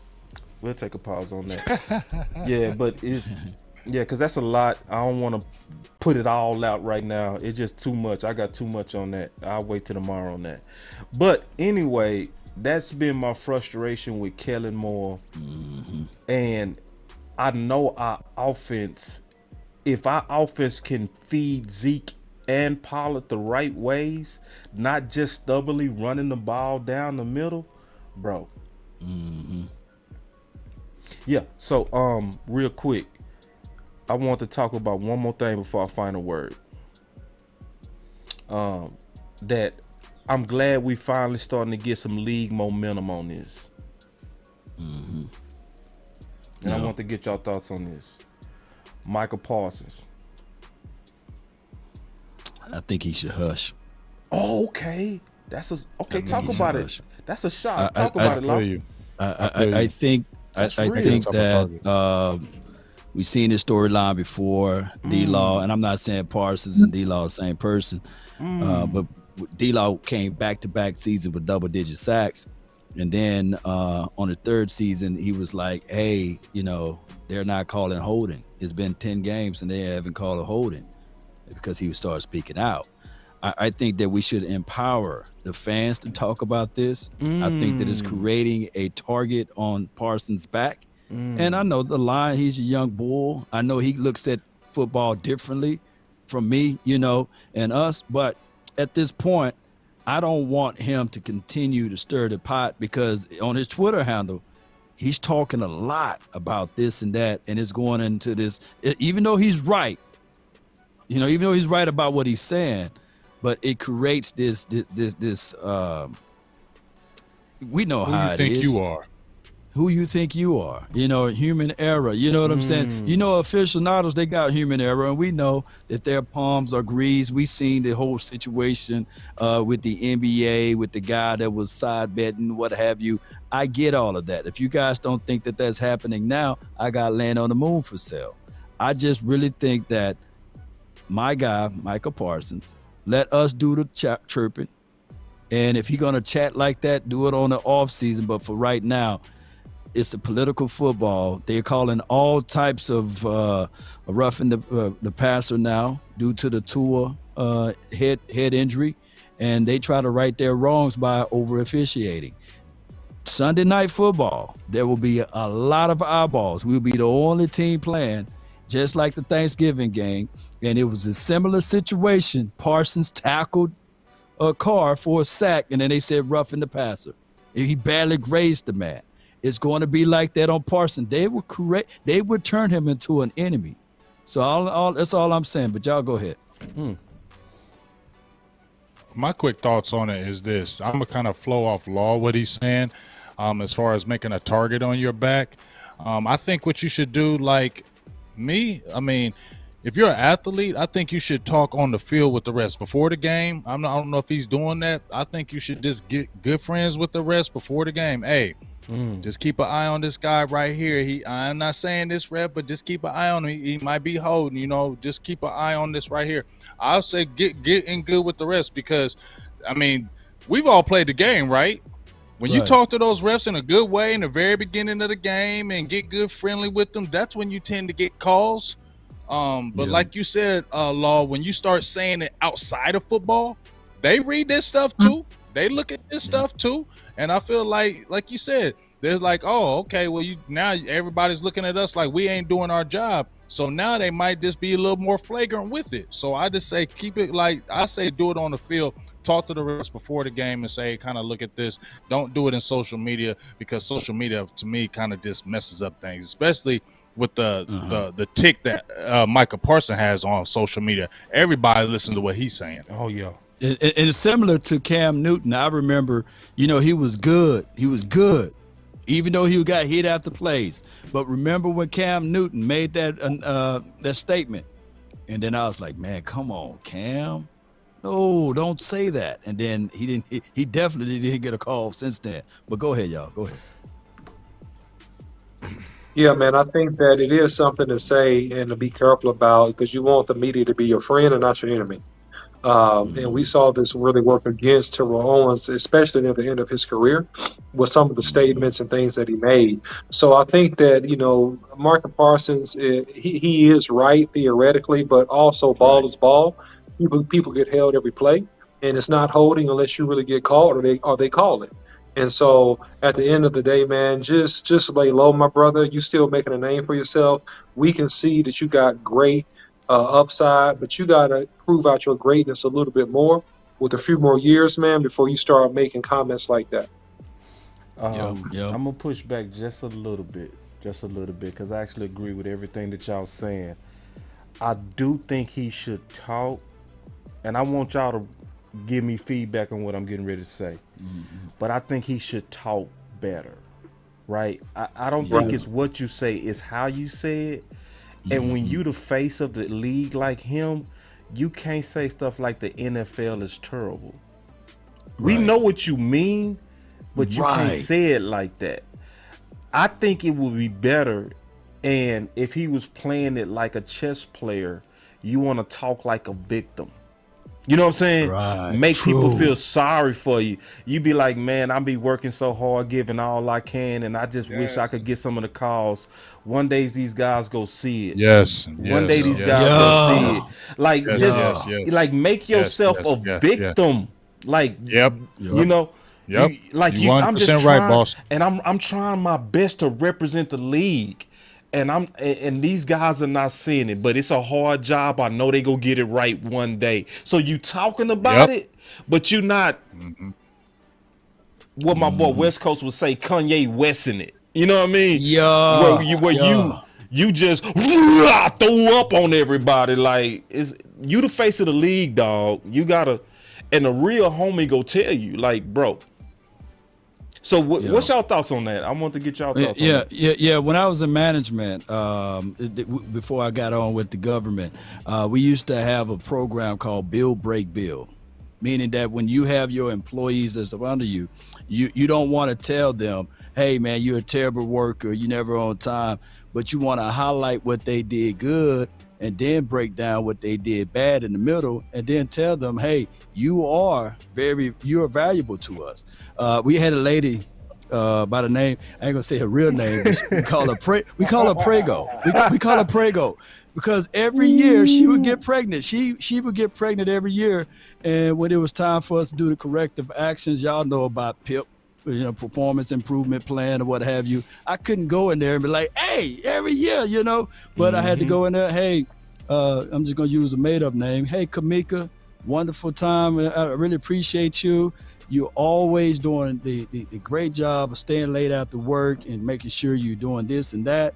However, your production level on this end of how you handle that particular client, you need to work on this.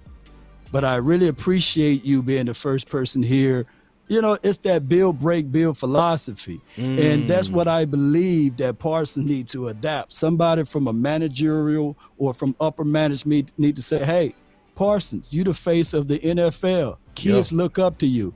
They don't want to hear somebody talking about this and that and saying the NFL is terrible when you are taking their checks and their money and possible sponsorship situations. So let's go over build, break, build philosophy. And a famous philosopher once told me this, or once said this. I would rather have them inside the tent pissing out than outside the tent pissing in. Y'all write that down. Love it, Law. Big. What's up?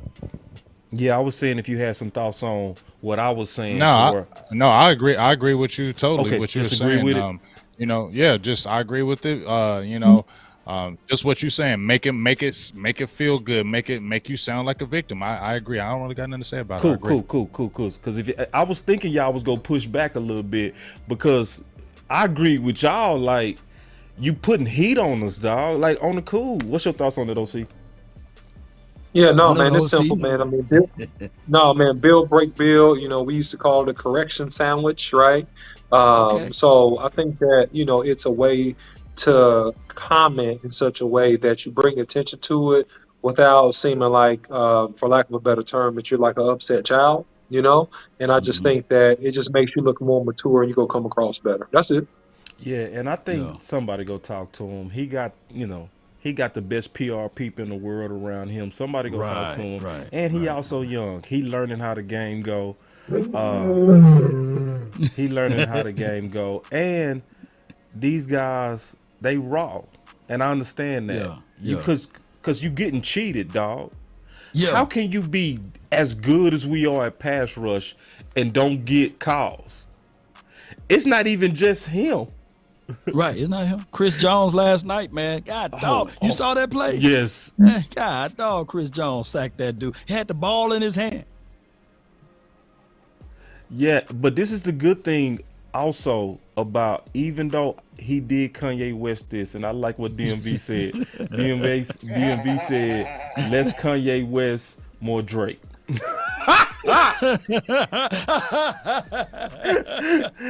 But this is the good thing. When you are the face of the league like Michael Parsons, guess what? They say that they having a meeting about it. Because he did stir up some waves. 106,000? Whew. Yeah. That's crazy. That's crazy. So even though it was sloppy, the NFL was like, we listening. Look at it. We gonna take a look at it. So Look at it. Just clean it up, Michael. Just clean it up. It's not that you said it, just say it better. Because you so talented that you go end up being like MJ, to where they would change rules for you. That's how talented you are, Michael. You know what I'm saying? Like, you so talented that they want to make sure that the face of the league is taken care of. That's why they give Brady all them calls. Final words. Yes, indeed. Yeah, I'll go first, man. I think that the Cowboys have a great opportunity to really establish themselves as the crown jewel of the NFC, not just the NFC East, the NFC, by taking care of business in this game. I think that the formula remains the same. Be very responsible with the football, Cooper Rush. And Kellen Moore, don't put him in bad situations. Work the play action pass. We do need to be more creative in the screen game and with the toss sweeps and counter traps, in my opinion. If you run dive action, we'll get some yards, but it's going to be very hard to truly control the game and convert first downs only running like that. All right, I think the defense will get after Jalen Hurts. I think that you do want to keep in mind these guys are still a good group up front. And as long as we keep that run game in check, and we try to keep Jalen Hurts bottled up, man, we'll be in good shape, man. The Cowboys should win this one going away. That's my final word. Yeah, my final word is I feel like I see some traps trying to form on the Dallas Cowboys. I think the Dallas Cowboys are at their best when we the underdog. I'm starting to see the whole message starting to change, right? To where they now starting to try to give us credit. I'm going to be honest, I like us being disrespected. I like us as the hunter, not the hunted. Because everywhere we go, we've been to hunted just because people hate us and the star that these guys wear on their helmet. Now they starting to say this team's so good. When Dak come back, he's supposed to go to a Super Bowl. So now they starting to put that bar way up there, and they putting a target on us. So I will say this as my final word, man. Stay hungry, Dallas. Yes, you have been disrespected all off season. Yes, they treated you like you wasn't the fourth seed last year. Yes, they treated you like you fell off a cliff. Stay pissed, Dallas. Stay pissed. Stay real pissed. Just like Mike McCarthy said perfectly, we ain't nobody's underdog.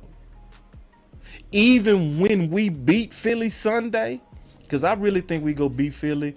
I'm not saying at first. Y'all want me to be honest?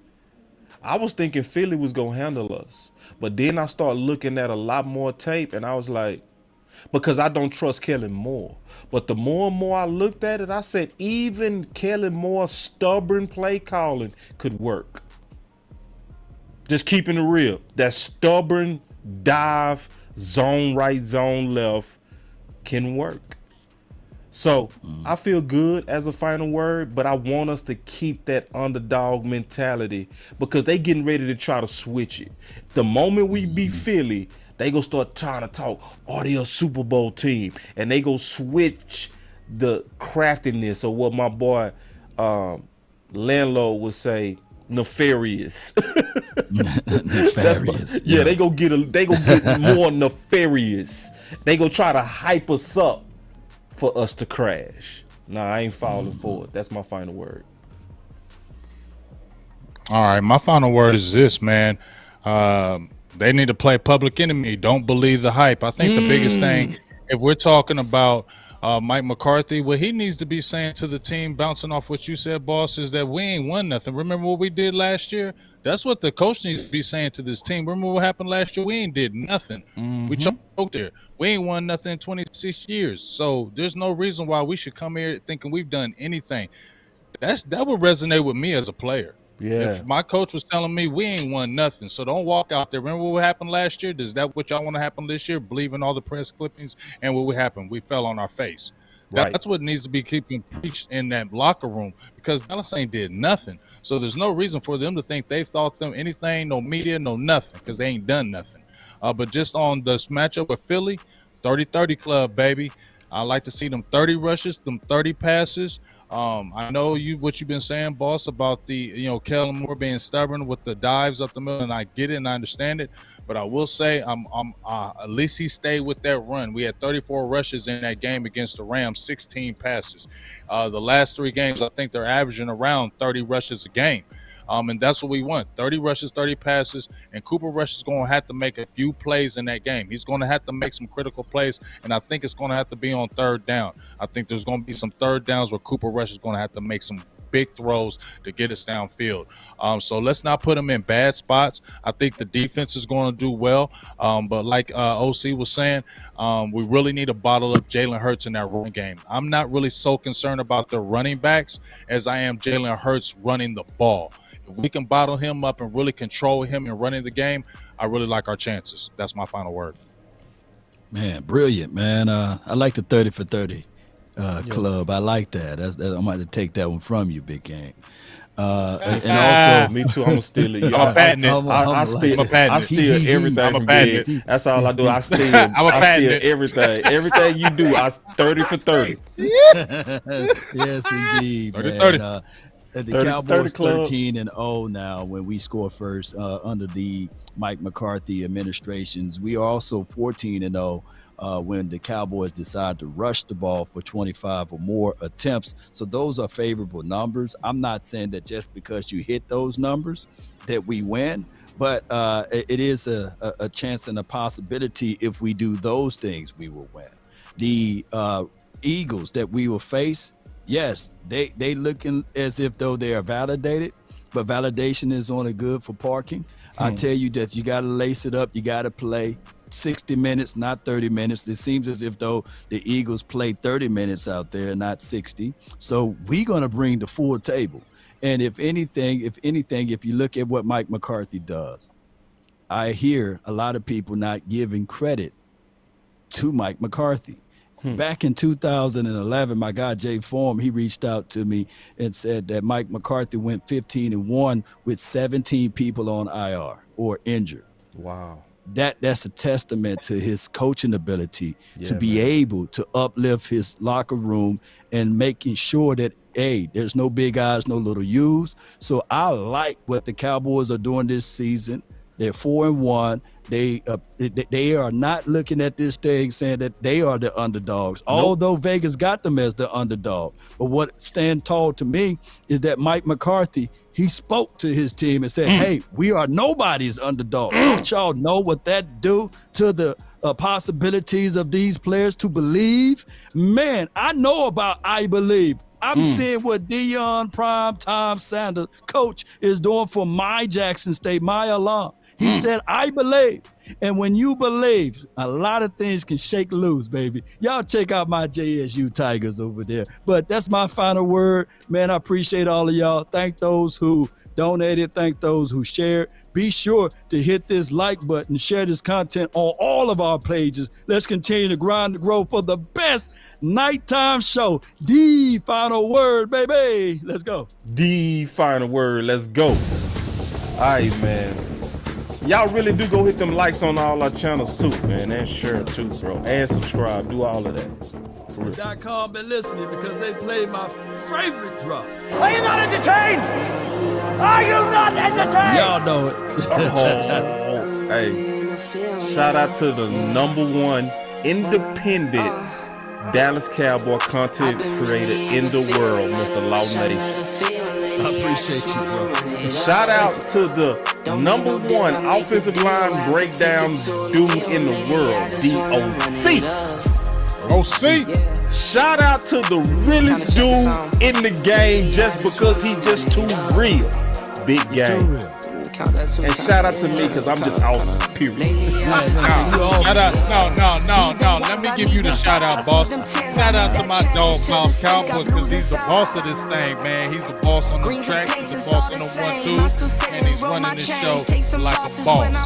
Shout out to you, Boss Cowboy. Man, I appreciate that, big dog.